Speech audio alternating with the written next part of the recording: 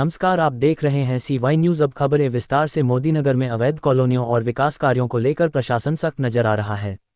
शनिवार को SDM कार्यालय में विधायक डॉक्टर मंजू शिवाच, नगर पालिका अध्यक्ष विनोद वैशाली, SDM और तहसीलदार की मौजूदगी में महत्वपूर्ण बैठक आयोजित की गई। बैठक में बिना GDA स्वीकृति के विकसित हो रही अवैध कॉलोनियों पर सख्त कार्रवाई करने के निर्देश दिए गए। साथ ही सड़क, नाली, पार्क और अन्य मूलभूत सुविधाओं को बेहतर बनाने पर जोर दिया गया।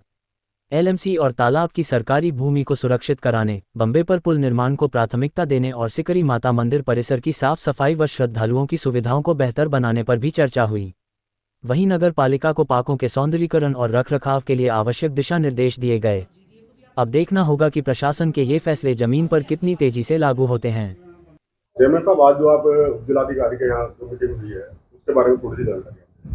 आज हम उप जिलाधिकारी के सामने मीटिंग हुई। नगर पालिका विधायक जी सभी ने मिलकर जो मंदिर की समिति है, सबसे पहले महामाया मंदिर के बारे में जो इसके अच्छे कार्य होने हैं, क्योंकि हमेशा हम देखते हैं कि मेले के समय याद आता है कि ये होना चाहिए वो होना चाहिए।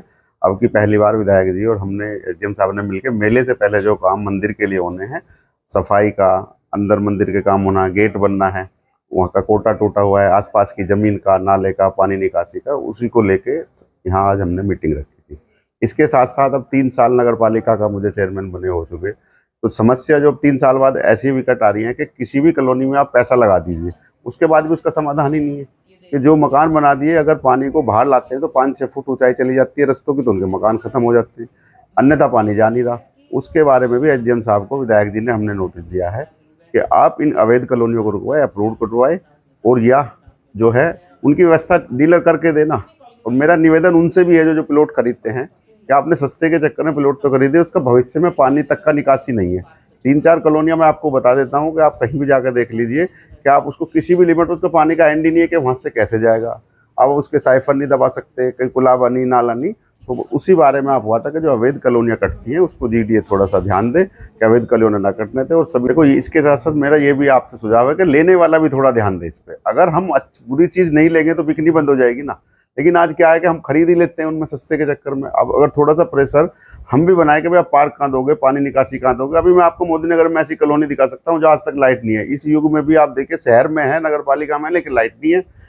जैसे मोदीनगर नगर पालिका क्षेत्र में जो कॉलोनियाँ कटती है, क्या वे नगर पालिका से कोई परमिशन लेते हैं? नहीं, कोई नगर पालिका से परमिशन नहीं लेते। अगर परमिशन मिले तो हम दें ही ना उनको।